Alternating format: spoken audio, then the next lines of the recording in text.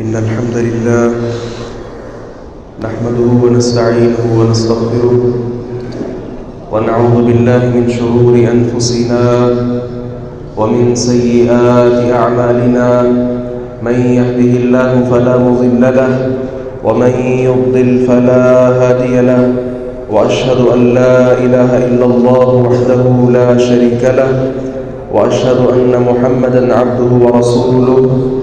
يا أيها الذين آمنوا اتقوا الله حق تقاته ولا تموتن إلا وأنتم مسلمون. يا أيها الناس اتقوا ربكم الذي خلقكم من نفس واحدة وخلق منها زوجها وبث منهما رجالا كثيرا ونساء، واتقوا الله الذي تساءلون به والأرحام، إن الله كان عليكم رقيبا. يا أيها الذين آمنوا اتقوا الله وقولوا قولا سديدا يصلح لكم أعمالكم ويغفر لكم ذنوبكم، ومن يطع الله ورسوله فقد فاز فوزا عظيما. أما بعد، فإن أصدق الحديث كتاب الله، وأحسن الهدي هدي محمد صلى الله عليه وسلم، وشر الأمور محدثاتها، وكل محدثة بدعة، وكل بدعة ضلالة، وكل ضلالة في النار. بسم الله الرحمن الرحيم. قاف والقرآن المجيد بل عجبوا أن جاءهم منذر منهم فقال الكافرون هذا شيء عجيب. أإذا متنا وكنا ترابا ذلك رجع بعيد. قد علمنا ما تنقص الأرض منهم وعندنا كتاب حفيظ. بل كذبوا بالحق لما جاءهم فهم في أمر مريج. أفلم ينظروا إلى السماء فوقهم كيف بنيناها وزيناها وما لها من فروج. والأرض مددناها وألقينا فيها رواسي وأنبتنا فيها من كل زوج بهيج، تبصرة وذكرى لكل عبد منيب. ونزلنا من السماء ماء مباركا فأنبتنا به جنات وحب الحصيد، والنخل باسقات لها طلع نضيد، رزقا للعباد وأحيينا به بلدة ميتا كذلك الخروج. كذبت قبلهم قوم نوح وأصحاب الرس وثمود وعاد وفرعون وإخوان لوط وأصحاب الأيكة وقوم تبع، كل كذب الرسل فحق وعيد. أفعينا بالخلق الأول بل هم في لبس من خلق جديد. ولقد خلقنا الإنسان ونعلم ما توسوس به نفسه ونحن أقرب إليه من حبل الوريد. إذ يتلقى المتلقيان عن اليمين وعن الشمال قعيد. ما يلفظ من قول إلا لديه رقيب عتيد. وجاءت سكرة الموت بالحق ذلك ما كنت منه تحيد. ونفخ في الصور ذلك يوم الوعيد. وجاءت كل نفس معها سائق وشهيد. لقد كنت في غفلة من هذا فكشفنا عنك غطاءك فبصرك اليوم حديد. وقال قرينه هذا ما لدي عتيد. ألقيا في جهنم كل كفار عنيد. مناع للخير معتد مريب. الذي جعل مع الله إلها آخر فألقياه في العذاب الشديد. قال قرينه ربنا ما أطغيته ولكن كان كان في ضلال بعيد. قال لا تختصموا لدي وقد قدمت إليكم بالوعيد. ما يبدل القول لدي وما أنا بظلام للعبيد. يوم نقول لجهنم هل امتلأت وتقول هل من مزيد. وأزلفت الجنة للمتقين غير بعيد. هذا ما توعدون لكل أواب حفيظ من خشي الرحمن بالغيب وجاء بقلب منيب. ادخلوها بسلام ذلك يوم الخلود. لهم ما يشاءون فيها ولدينا مزيد. وكم أهلكنا قبلهم من قرن هم أشد منهم بطشا فنقبوا في البلاد هل من محيص. إن في ذلك لذكرى لمن كان له قلب أو ألقى السمع وهو شهيد. ولقد خلقنا السماوات والأرض وما بينهما في 6 أيام وما مسنا من لغوب. فاصبر على ما يقولون وسبح بحمد ربك قبل طلوع الشمس وقبل الغروب ومن الليل فسبحه وأدبار السجود. واستمع يوم ينادي المناد من مكان قريب. يوم يسمعون الصيحة بالحق ذلك يوم الخروج. إنا نحن نحيي ونميت وإلينا المصير. يوم تشقق الأرض عنهم سراعا ذلك حشر علينا يسير. نحن أعلم بما يقولون وما أنت عليهم بجبار. فذكر بالقرآن من يخاف وعيد.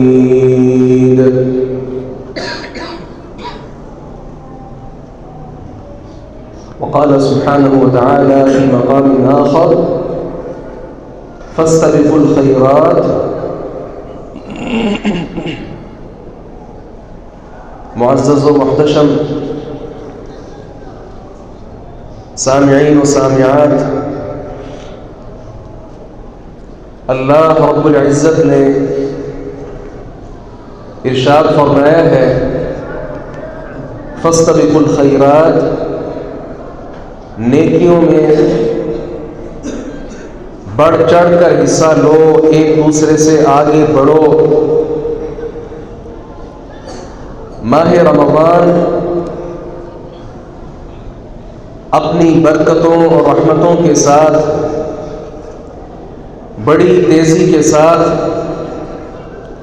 ये रब का मेहमान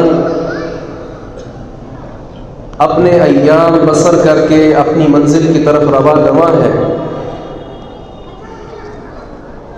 आखिरी अशरा अभी बाकी है, इस बात में कोई शक नहीं है कि सारे का सारा रमज़ान ही अल्लाह तबारक व तआला की तरफ से रहमत भी है, बरकत भी है, मग़फ़रत का बाइस भी है और जहन्नम से आज़ाद होने का और जन्नत में दाखिले का सबब भी है।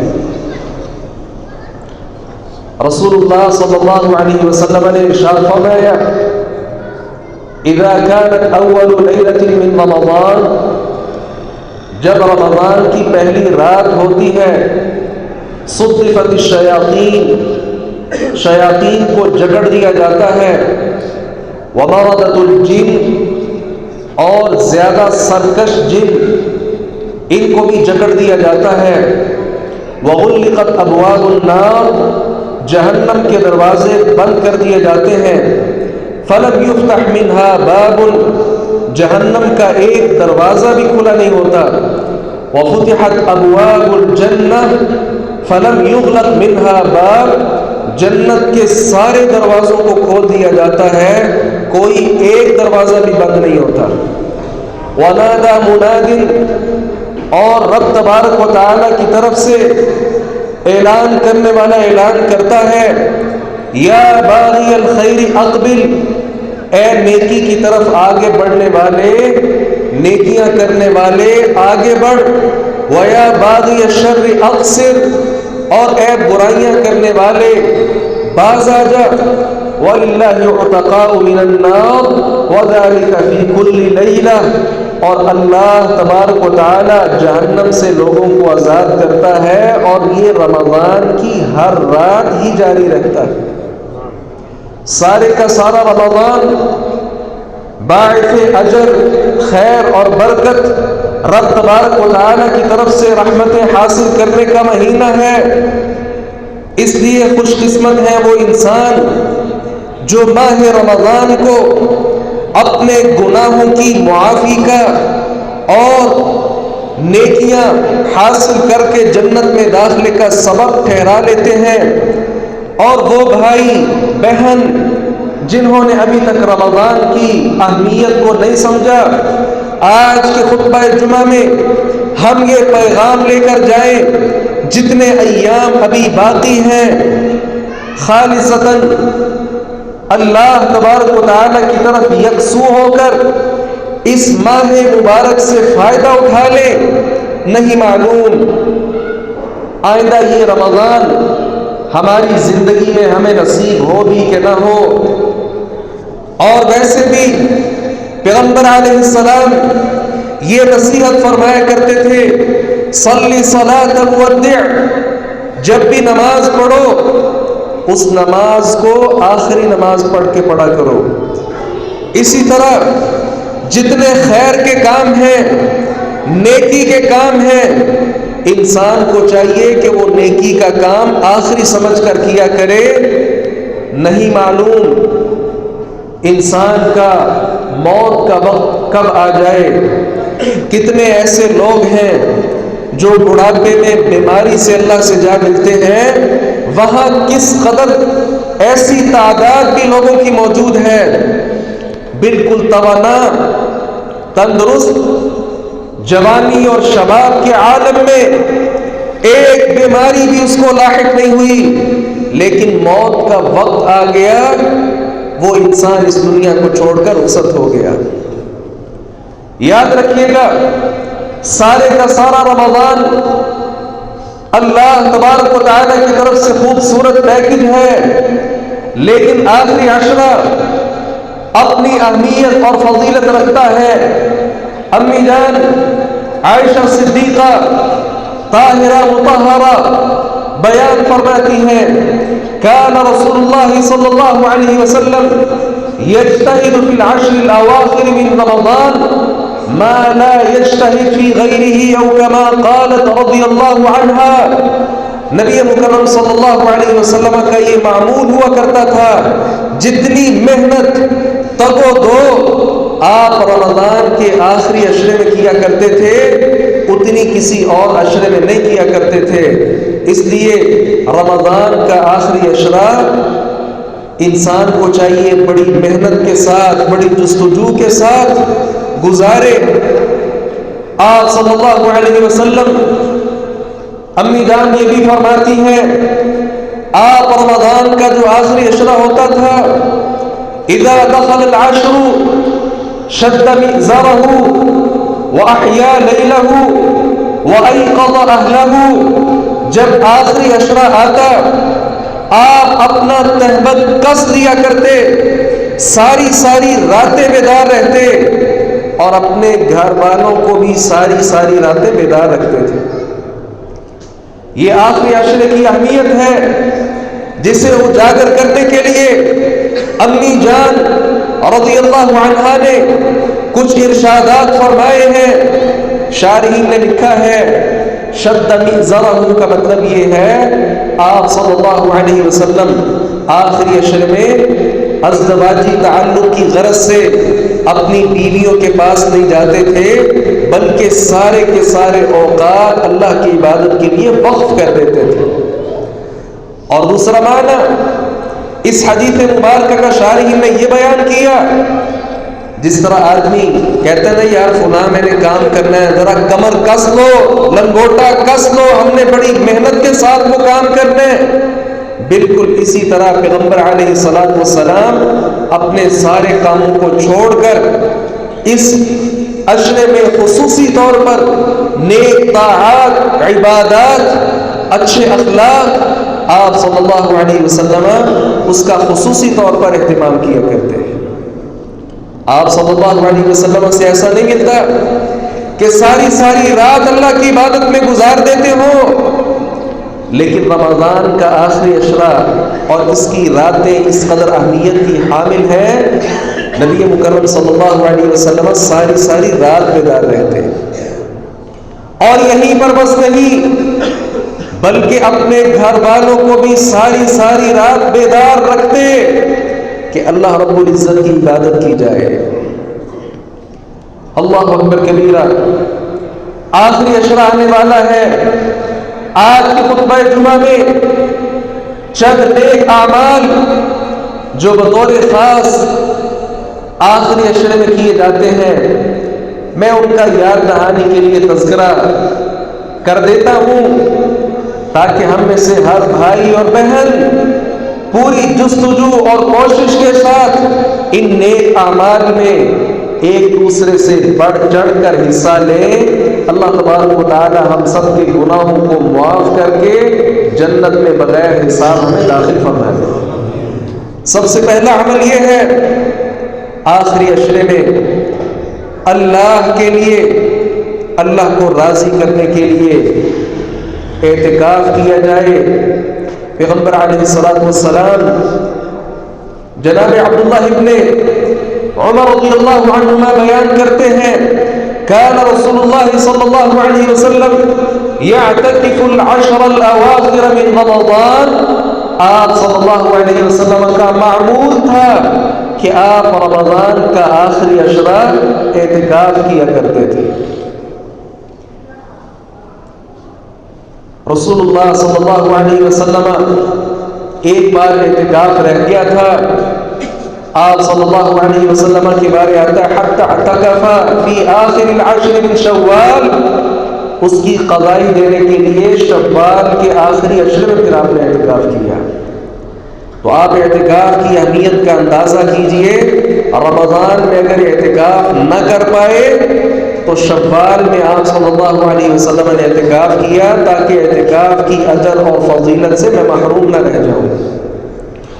یہ وہ نبی ہے، یہ وہ پیغمبر ہے جو گناہ نہیں کرتے تھے، اللہ رب العزت نے معاف کر دیا تھا، آپ معصوم عن الخطا تھے، اس کے باوجود نیکیوں میں بڑھ چڑھ کر حصہ لینا، اس میں کئی اسباب تھے، جس میں ایک روشن سبق یہ ہے کہ میری امت میں کہیں بدعملی پیدا نہ ہو جائے، امت یہ بات سمجھے ہمارا بخشا بخشایا نبی اگر اس قدر اللہ کی اطاعت میں، اللہ کی بندگی میں، اللہ کی فرما برداری میں اپنے اوقات کو، اپنی صلاحیتوں کو صرف کر رہا ہے، ہمیں تو اللہ رب العزت نے معصوم عن الخطا ہونے کا سرٹیفکیٹ نہیں دیا، ہمیں کس قدر زیادہ نیکیوں کی ضرورت ہے۔ یاد رکھیے گا، اعتکاف کے متعلق چند احکام اور مسائل کا بھی میں ذکر کر دیتا ہوں۔ سب سے پہلا مسئلہ یہ ہے، اعتکاف کا تعلق صرف اور صرف مسجد کے ساتھ ہے، مسجد کے بغیر اعتکاف نہیں ہوتا۔ وہ بھائی ہو بہن ہو، گھر میں اعتکاف نہیں ہوتا، کسی مدرسے میں، جامعہ میں، اسکول میں، اکیڈمی میں اعتکاف نہیں ہوتا۔ اس اعتکاف کا تعلق خالصتاً مسجد کے ساتھ ہے، اور اہل اسلام کا اس بات پر اتفاق ہے، اللہ رب العزت نے قرآن میں فرمایا وَأَنْتُمْ عَاكِفُونَ فِي الْمَسَاجِدِ۔ اس آیت مبارکہ سے اہل علم کا اتفاق ہے کہ اعتکاف کا تعلق صرف اور صرف مسجد کے ساتھ ہے۔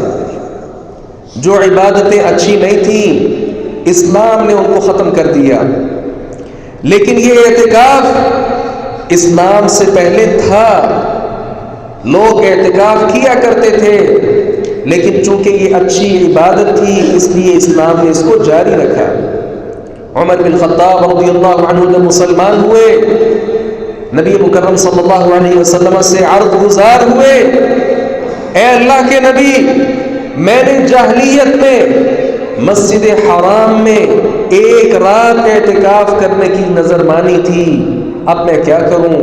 آپ صلی اللہ علیہ وسلم نے فرمایا اوفی بنذری، اپنی نظر کو پورا کرو۔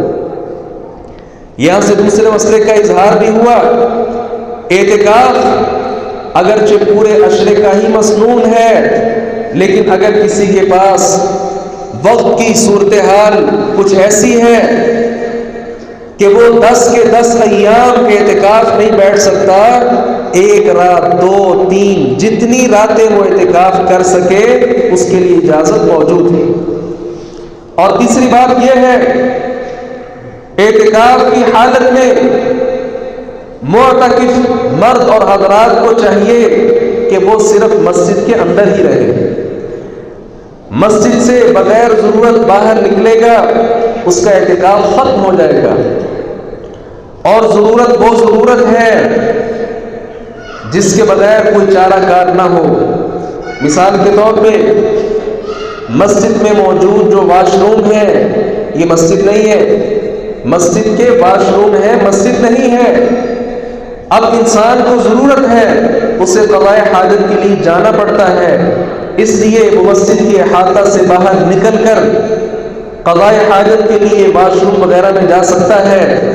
اگر کسی مسجد میں واش روم وغیرہ کا انتظام نہ ہو تو وہ اپنے ساتھ کسی گھر میں بھی قضاء حاجت کے لیے، غسل کے لیے، وضو کے لیے جا سکتا ہے۔ پیغمبر علیہ الصلوۃ والسلام کے دور میں مسجد نبوی کے اندر ہی واش روم نہیں ہوا کرتے تھے، لوگ باہر جاتے تھے، تو اعتکاف کی حالت میں جو زیادہ ضروری چیزیں ہیں اس کے لیے مسجد سے باہر جایا جا سکتا ہے۔ امی جان صفیہ رضی اللہ عنہا نبی مکرم صلی اللہ علیہ وسلم سے ملنے کے لیے مسجد آئیں، آپ صلی اللہ علیہ وسلم کے ساتھ بات چیت کی، واپس جانے لگی، آپ صلی اللہ علیہ وسلم نے اپنی زوجہ مطہرہ کو گھر تک چھوڑنے کے لیے آپ صلی اللہ علیہ وسلم ساتھ گئے، حتیٰ کہ اس وقت آپ اعتکاف کی حالت میں تھے۔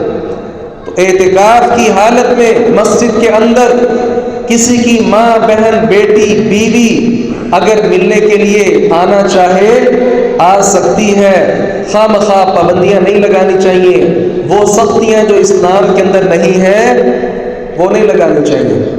آپ صلی اللہ علیہ وسلم سے ملنے کے لیے آئی ہیں، پھر آپ انہیں گھر چھوڑنے کے لیے مسجد سے نکلے ہیں، ضرورت کے تحت مسجد سے نکلا جا سکتا ہے۔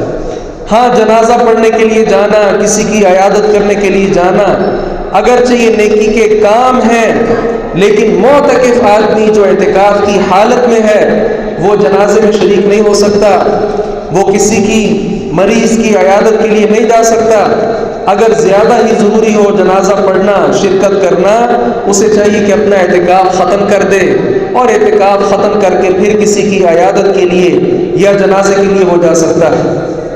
اور چوتھی بات یہ ہے، خواتین کے حوالے سے بالخصوص ہمارے ہاں یہ بات رائج ہے کہ وہ اپنے گھروں کے اندر اعتکاف کرتی ہیں، یہ بات درست نہیں، کیونکہ اعتکاف کا تعلق صرف مسجد کے ساتھ ہے، اس لیے کوئی ماں، بہن، بیٹی بھی اعتکاف کرنا چاہتی ہے، اس کا تعلق بھی مسجد کے ساتھ ہے۔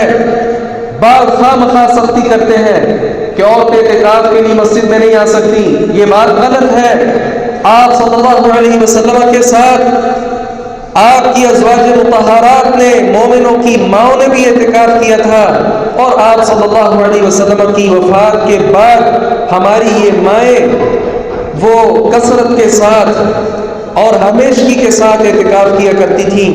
لہذا اللہ تبارک و تعالیٰ کے گھروں سے اللہ کی بندیوں کو نہ روکا جائے، اگر کوئی اعتکاف کرنا چاہے اسے اعتکاف کی رخصت دی جائے۔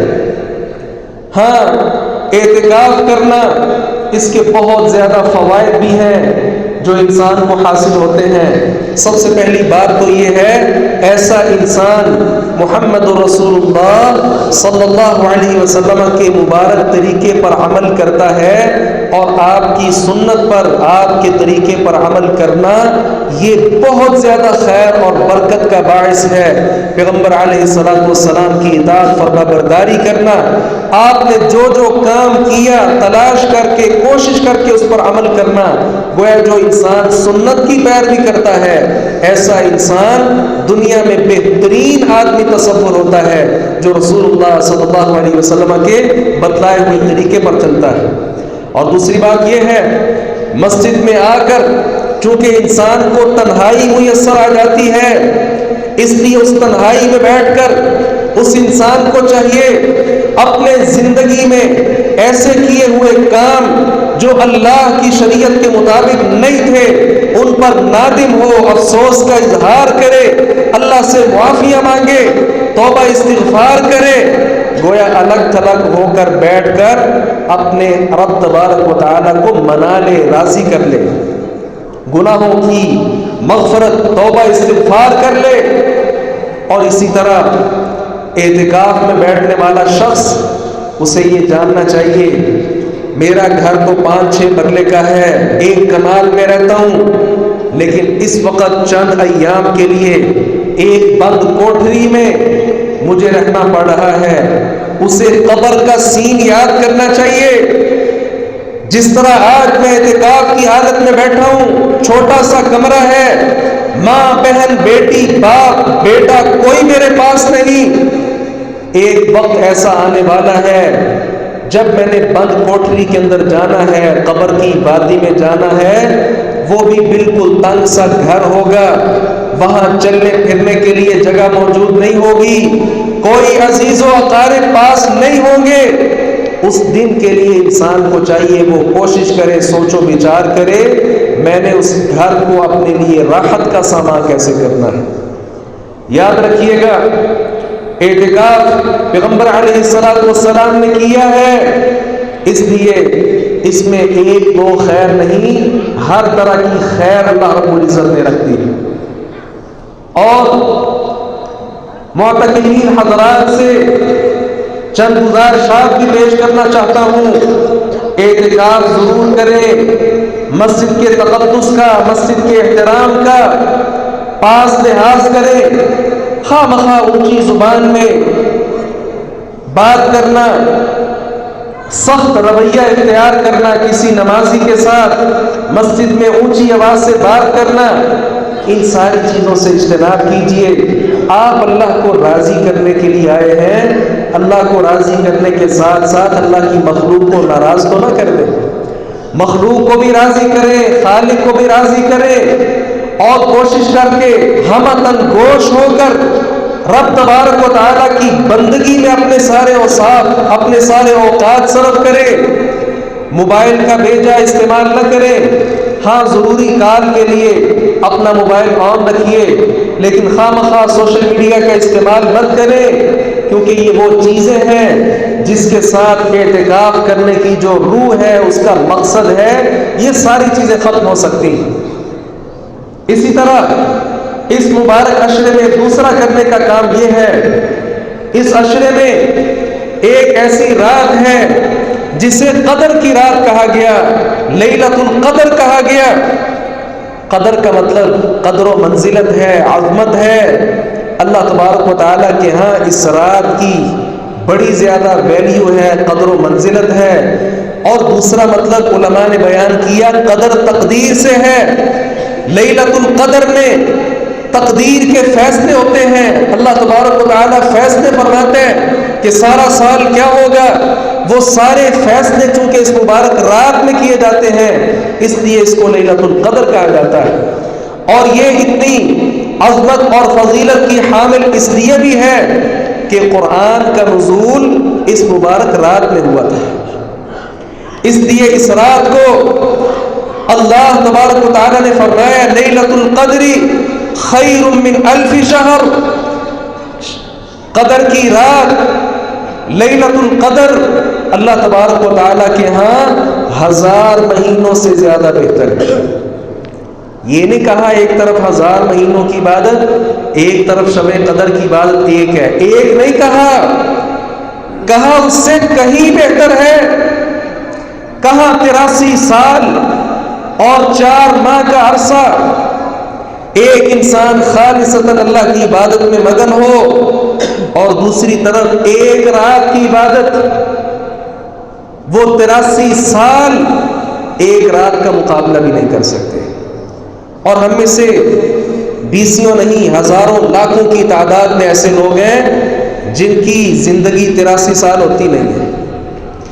اس لیے اہل اسلام کو چاہیے اس مبارک رات کو تلاش کرے اور اس میں اللہ تبارک و تعالیٰ کی بندگی کرے، قیام اللیل کرے، اللہ کو راضی کرے، صدقہ خیرات کثرت سے کرے۔ اللہم انک عفو تحب العفو فاعف عنی، یا اللہ تو معافیاں کرنے والا ہے، معافی کو پسند کرنے والا ہے، آج کی اس مبارک رات میں مجھے بھی معاف کر دے۔ ان الفاظ کے ساتھ اللہ رب العزت سے معافیاں مانگنے والی یہ رات ہے۔ لیلۃ القدر اللہ رب العزت کے ہاں بڑی فضیلت کی حامل ہے، اور اس کی کچھ نشانیاں بھی احادیث میں رسول اللہ صلی اللہ علیہ وسلم نے بیان فرمائی۔ آپ نے فرمایا جس طرح ایک تھال ہوتا ہے، اس تھال کے کنارے کی طرح اس رات میں سورج کی کیفیت ہوتی ہے، اور اگلے دن جب صبح سورج نکلتا ہے، رسول اللہ صلی اللہ علیہ وسلم نے فرمایا وہ تھال کی طرح ہوتا ہے، اس میں بہت زیادہ شعاعیں نہیں ہوتی، اور یہ رات آپ نے فرمایا معتدل ہوتی ہے، اس میں بہت زیادہ سردی یا بہت زیادہ گرمی نہیں ہوتی۔ یہ چند علامتیں آپ صلی اللہ علیہ وسلم نے بیان فرما دی ہیں، لیکن ان علامتوں کو ہر کوئی پا نہیں سکتا، ہر کوئی سمجھ نہیں سکتا کہ آج کی رات شب قدر تھی۔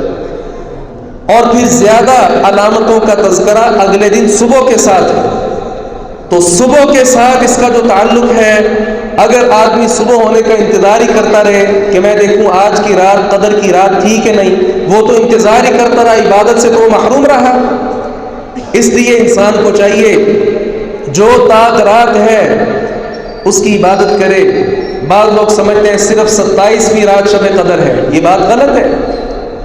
آپ صلی اللہ علیہ وسلم نے کسی ایک رات کو خاص نہیں کیا، آپ بتانے کے لیے تشریف لائے تھے، لیکن دو مسلمان ان کی آپس میں نوک جھونک ہو گئی، آپ صلی اللہ علیہ وسلم جو علم لے کر آئے تھے بتانے لگے تھے، اللہ نے وہ علم واپس لے لیا۔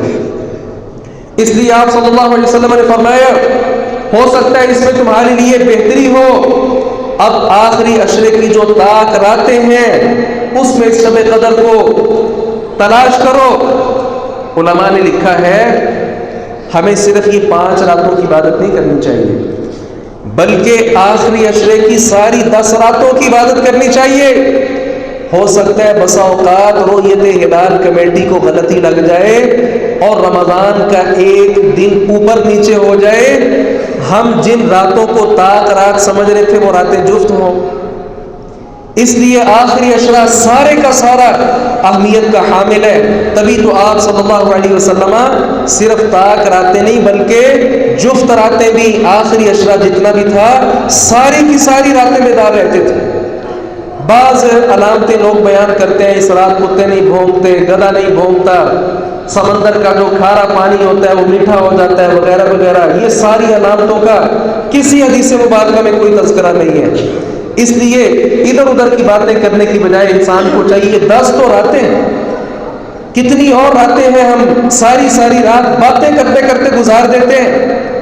ان راتوں میں اللہ کی عبادت کی جائے، مساجد میں دروس کا اہتمام ہوتا ہے، اچھی بات ہے، لیکن ساری ساری رات جلسہ کرتے رہنا، 5 10 علماء کا آ کر تقریریں کرتے رہنا، یہ کوئی مناسب عمل نہیں ہے۔ ہاں کچھ تذکیر ہو جائے، 2-3 علماء اگر کوئی نصیحت کر دیں اچھی بات ہے، لیکن ساری ساری رات جلسے جلوس میں گزار دینا، کہیں محفلیں ہو رہی ہیں، کہیں نعتیں پڑھی جا رہی ہیں، کہیں شرکیہ نظمیں پڑھی جا رہی ہیں، کہیں قوالیاں چل رہی ہیں، یہ رات بسر کرنے کا طریقہ نہیں ہے۔ پیغمبر علیہ الصلوۃ والسلام کا طریقہ کیا تھا؟ اس رات میں قیام کرنا، کثرت سے صدقہ خیرات کرنا اور اللہ تبارک و تعالیٰ سے معافیہ مانگنا، یہ چیزیں انسان کے اندر ہونی چاہیے۔ اور اس کے ساتھ ہی شب قدر کے ساتھ اس رمضان میں اور خصوصاً آخری عشرے میں جو کرنے والا تیسرا کام ہے وہ فطرانے کی ادائیگی ہے، صدقۃ الفطر ہے۔ رسول اللہ صلی اللہ علیہ وسلم کے بارے عبداللہ ابن عمر رضی اللہ عنہما فرماتے ہیں فرض رسول اللہ صلی اللہ علیہ وسلم زکاة الفطر صاعا من تمر او صاعا من شعیر علی العبد والحر والذکر والانثى والصغیر والکبیر۔ آپ صلی اللہ علیہ وسلم نے جتنے مسلمان ہیں، مرد ہیں، عورتیں ہیں، چھوٹے ہیں، بڑے ہیں، سب پر فطرانہ فرض کیا، اور یہ فطرانہ آپ صلی اللہ علیہ وسلم نے فرمایا ایک سا ادا کیا جائے۔ کچھ برتن ایسے ہیں جو پیمائش کرنے والے ہیں اور کچھ آلات ایسے ہیں جو وزن کرنے والے ہوتے ہیں۔ ہمارے ہاں وزن بھی رائج ہے، 2 کلو، 5 کلو، 10 کلو۔ اسی طرح پیمائش کے آلے بھی ہیں، 1 گڑوی، 2 گڑوی، 3 گز کپڑا ہے، کوئی نہیں کہتا 5 کلو کپڑا ہے، 5 گز، 10 گز، یعنی کچھ آلات ایسے ہیں جن کے ساتھ پیمائش ہوتی ہے، کچھ آلات ایسے ہیں جن کے ساتھ وزن ہوتا ہے۔ اب اگر 5 گز کا جو کپڑا ہے آپ اس کو تولنا شروع کر دیں، بعض کپڑے ایسے ہوں گے 5 گز کا کپڑا، اس کا وزن 2 کلو ہوگا، 1 کلو ہوگا، آدھا کلو ہوگا، لیکن اگر کپڑے کی نوعیت بدل جائے وزن بھی بدل سکتا ہے۔ اسی طرح 1 گڑوی آپ کے پاس موجود ہے، آپ اس میں دودھ ڈالیں، اس کا وزن اور ہے، اگر اسی گڑوی والا جو برتن ہے آپ اس کے اندر لوہا ڈال دیں اس کا وزن مختلف ہے۔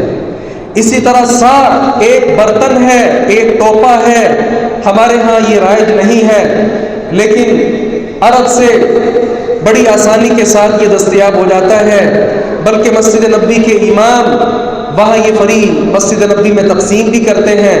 کوشش کر کے اہل اسلام کو یہ برتن حاصل کرنا چاہیے، اس میں بڑے خیر، بڑے فوائد ہیں۔ 1 مد کا برتن ہے، 1 سا کا برتن ہے۔ آپ صلی اللہ علیہ وسلم کے بارے احادیث میں آتا ہے آپ 1 مد پانی کے ساتھ وضو کر لیا کرتے تھے۔ اب یہ برتن اگر ہمارے پاس موجود ہو اور یہ حدیث مبارکہ معلوم ہو، اور پھر ہم ذرا غور کریں کہ کتنے کم پانی کے ساتھ ہمارے نبی وضو کر لیتے تھے اور ہم ایک وضو کرنے کے لیے کتنا پانی ضائع کر دیتے ہیں۔ اسی طرح 1 سا آپ اس برتن کے پانی کے ساتھ غسل فرما لیا کرتے تھے اور ہم ایک غسل کرنے کے لیے کتنا پانی ضائع کر دیتے ہیں۔ 1 سا جو گندم ہے اس کا علماء نے تقریباً 2.25 کلو کا حساب لگایا ہے۔ ظاہر ہے گندم ہے، اس کا وزن مختلف ہے، اگر اسی برتن میں آپ کھجور ڈال دیں، کشمش ڈال دیں، اس کا وزن مختلف ہو جائے گا۔ اس لیے 1 سا کا جو پیمانہ ہے اہل علم نے سادہ سا اس کا طریقہ سمجھنے کے لیے بیان کیا۔ ایک میانے قد کا آدمی اپنی دونوں لپیں بھر کر 4 مرتبہ نکال لے گندم کے، تو ایک شخص کی طرف سے جو فطرانہ ہے وہ اللہ رب العزت کے ہاں ادا ہو جاتا ہے۔ ہمارے ہاں بعض علماء کہتے ہیں جو جنس ادا نہ کر سکے وہ روپیہ پیسہ ادا کر دے، اگرچہ یہ بات پیغمبر علیہ الصلوۃ والسلام اور صحابہ کرام کے دور سے نہیں ملتی، اس لیے کوشش کر کے انسان کو چاہیے کسی غریب مسکین کی مدد اگر وہ پیسے کی مدد سے کرنا چاہ رہے وہ الگ سے کر دے، اور جو فطرانہ رسول اللہ صلی اللہ علیہ وسلم نے ہمارے اوپر فرض کیا ہے، جن چیزوں سے فرض کیا ہے انہی چیزوں سے ادا کرنا چاہیے۔ مثال کے طور پہ آپ ایک غریب کو، مسکین کو فطرانہ دینا چاہتے ہیں، وہ کہتا ہے یار میں نے تو بھی لباس دینا ہے، کپڑے خریدنے ہیں، آپ مجھے گندم دے رہے ہیں، کھجور دے رہے ہیں، مجھے اب اس کی ضرورت نہیں ہے۔ آپ کو چاہیے اسے کھجور یا گندم وہ الگ دے دیں اور اس کے کپڑوں کے حساب سے جو آپ مدد کرنا چاہتے ہیں وہ الگ سے کر دیں، تاکہ فطرانہ بھی صحیح معنوں میں جو فطرانہ ہے وہ ادا ہو جائے، اور ویسے الگ سے جو آپ اس کی مدد کرنا چاہتے ہیں وہ الگ سے کر دیں۔ چھوٹا بڑا جتنے گھر کے افراد ہیں سب کی طرف سے یہ فطرانہ ادا کیا جائے گا، اور گھر کا جو سربراہ ہے اس کی ذمہ داری ہے گھر کے جتنے افراد ہیں ان تمام افراد سے اس فطرانے کو، اس صدقۃ الفطر کو وہ ادا کرے۔ حدیث کے الفاظ ہیں چھوٹا بڑا سب اس میں شامل ہیں۔ آپ حیران ہوں گے، امام شوکانی رحمہ اللہ نے تو لکھا ہے ابھی وہ بچہ جو اس دنیا میں نہیں آیا لیکن 4 ماہ سے اوپر اس کی عمر ہو چکی ہے، اس کی طرف سے بھی یہ فطرانہ ادا کیا جائے، کیونکہ حدیث مبارکہ کے جو الفاظ ہیں کہ بچے کی طرف سے، چھوٹے کی طرف سے ادا کیا جائے، چھوٹے میں وہ بھی شامل ہے۔ اور یہ بات ہم سب جانتے ہیں، ایسے بچے کا اگر باپ فوت ہو جاتا ہے، باپ کی وراثت سے جو حصہ ہے وہ اس بچے کو بھی ملتا ہے جو ابھی دنیا میں نہیں آیا۔ جب اس بچے کو وراثت مل رہی ہے، اس کی طرف سے جو فطرانہ ہے، صدقۃ الفطر ہے، اہل علم کہتے ہیں یہ بھی ادا کرنا چاہیے۔ اس کے جو مقاصد ہیں، آپ صلی اللہ علیہ وسلم نے فرمایا طعمۃ للمساکین، مسکینوں کے کھانے کا بندوبست ہو جاتا ہے۔ عید کے دن جہاں سارے لوگ خوشیاں منا رہے ہوتے ہیں، کہیں یہ نہ ہو مساکین وہ بیچارے کھانے پینے کے معاملات سے پریشان ہوں، تو کم از کم یہ کھانا ان کے گھر موجود ہونا چاہیے، تاکہ کھانے کی جو فکر ہے اس فکر سے ہم ان کو آزاد کر دیں۔